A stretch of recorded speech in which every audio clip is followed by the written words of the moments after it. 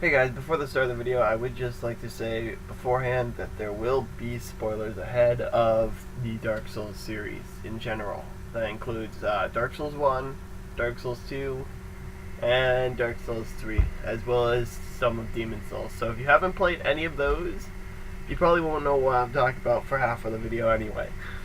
If you have played all of those, then feel free to go ahead and watch the video as you please. But for those who easily get triggered by spoilers, this is not the video for you. I try to keep them out as much as possible, so if you want to learn somewhat about the lore without too much of spoilers, you can try watching this video, but if you get triggered easily by them, don't watch it. Anyway, this is T199, letting you do the video. Hello everybody, this is C199, welcoming you to another theory video. This theory video is going to be on Dark Souls 3 and why the bonfire teleportation is how it is, and why you access it so early, and why you can't get to any other place without going through the teleportation at Firelink initially. Now, as we all know, when the game starts up, you start up in a waking up from a coffin, and you have to go and fight this big old boss called Unix. He's basically the Frieza of Dark Souls 3. And if you don't know what I mean by Frieza Dark Souls 3, I mean in Xenoverse you had to beat Frieza to be able to get to the rest of the game, and he was stupidly hard for new players. Anyway, as you can see here, we have the big old castle that is seen in the distance from almost every point in the game. And I have no clue what its importance is, because this is still me playing through the game at this point in time. Now, as we all know, you wake up from the grave, you come up, you fight the Unix, you still can't teleport at any of the bonfires you've rested at so far, which is 2 of them. And that kind of makes sense. Then you come up here, after beating Unix, and you find Firelink Shrine. Now, you're like, oh, this doesn't look like a Firelink Shrine that I know of from Dark Souls 1. Well, you would be correct and wrong all in the same point there. You're right, this isn't the same Firelink Shrine as from Dark Souls 1, but it is. What I mean by that is it's literally not the same Dark Souls 1 Firelink Shrine, but it is a part of Firelink Shrine from Dark Souls 1. Now, as we all know, Dark Souls 1 takes place before Dark Souls 3, and Dark Souls 3 takes place before Dark Souls 2. It makes sense, and I'll explain that in another theory that I'll get to at some point. Anyway, after the events of Dark Souls 1, and you either link the flame as in canon, as it is canon, then you end up having the flame last for a long time.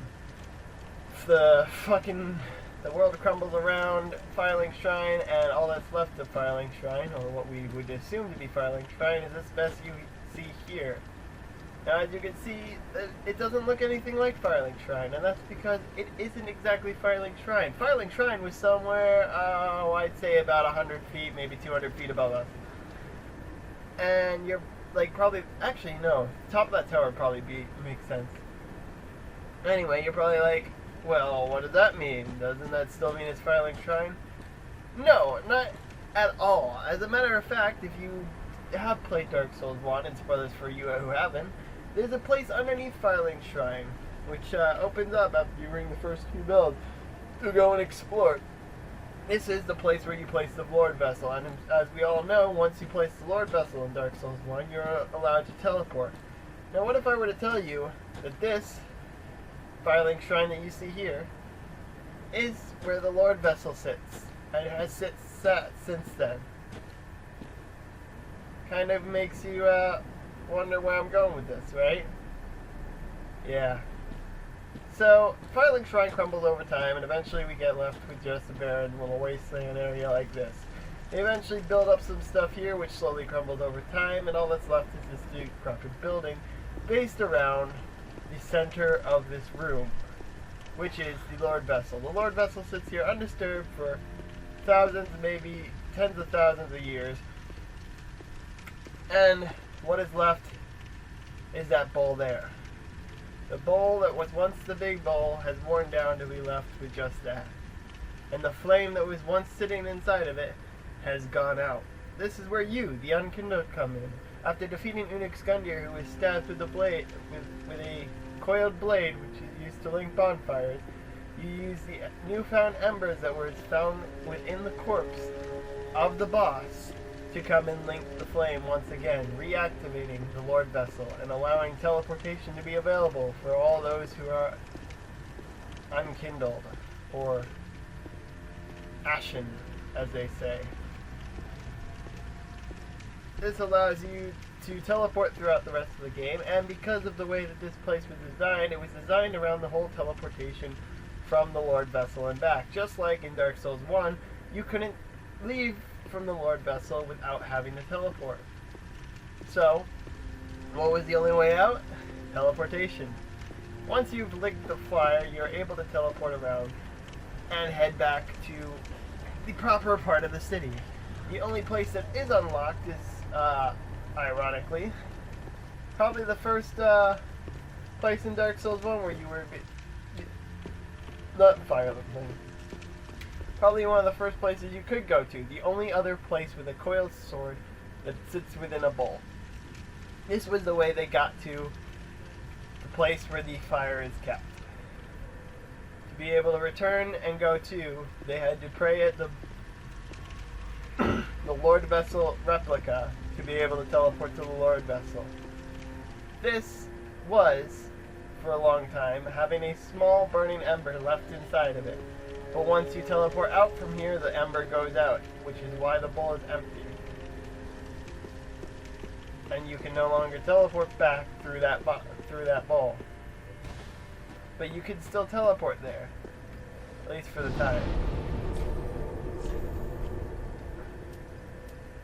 So you got Inexkin near 70 and the High Wall of Lothric.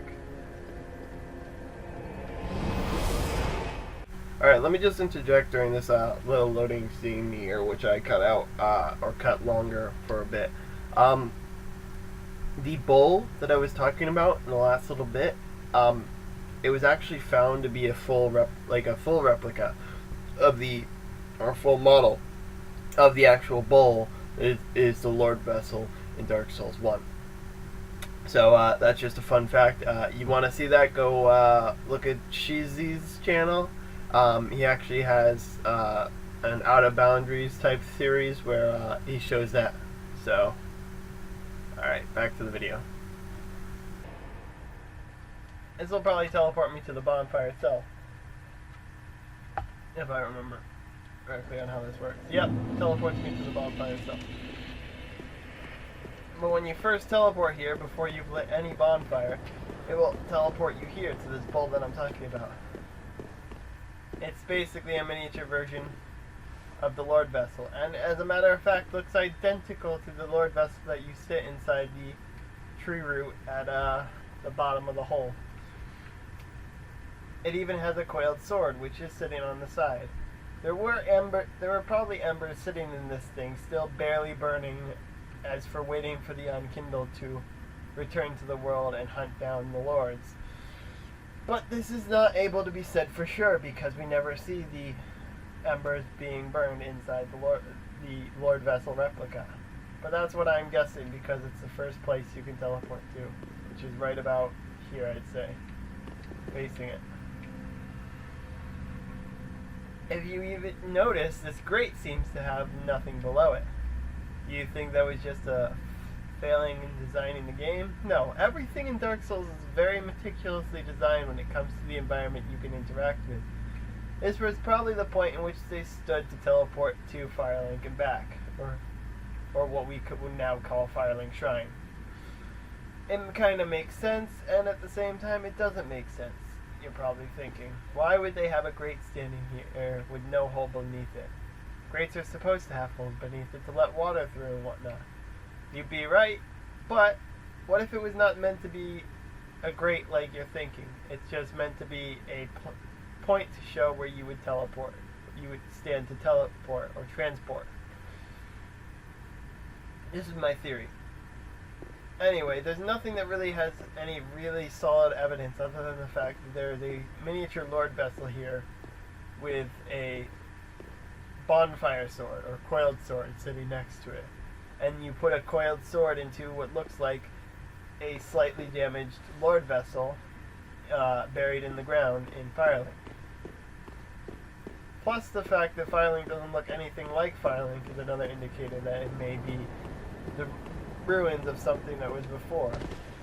And if you look around that place where you drop into Dark Souls 1, there's plenty of materials there that could be crumbled down into the Firelink Shrine that we all know and deal with.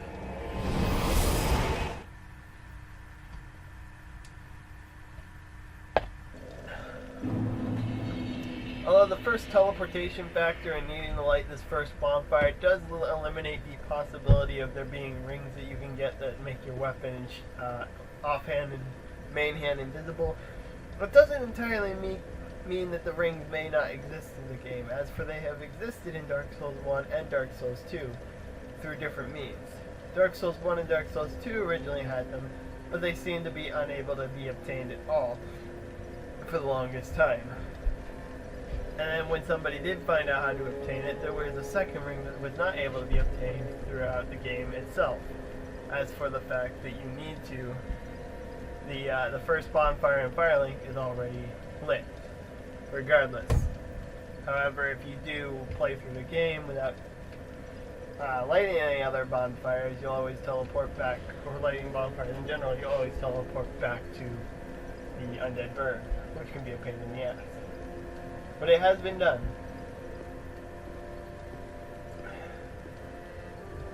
Anyway, so that's my theory on Dark Souls 3 Firelink Shrine and why you can teleport.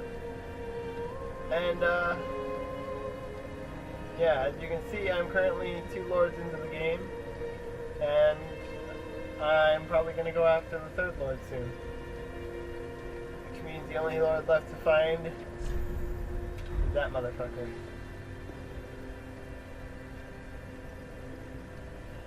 Anyway, eventually I'll get around to doing a playthrough of this game. But for now, that was my theory on Dark Souls 3 and the bonfire teleportation and why it exists. If you take a really close look at the bonfire, you can see the etchings of the Lord Vessel on the side. So yeah, that's Dark Souls 3, that's my theory, and I'm going to sign off now and go back to playing Dark Souls 3 and trying to beat bosses. So thanks for watching this theory video, and I'll see you in the next one. Bye-bye.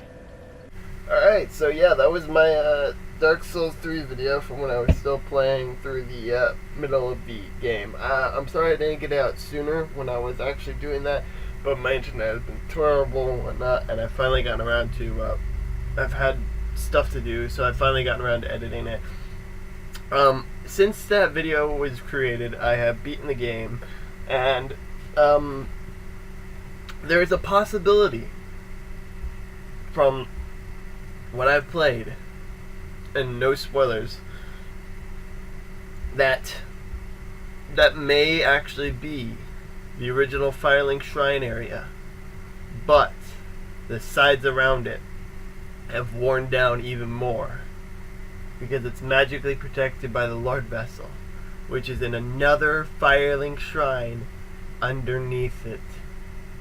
Think about that, and I will sign off now. See why I'm 9 to 9, signing out. Peace.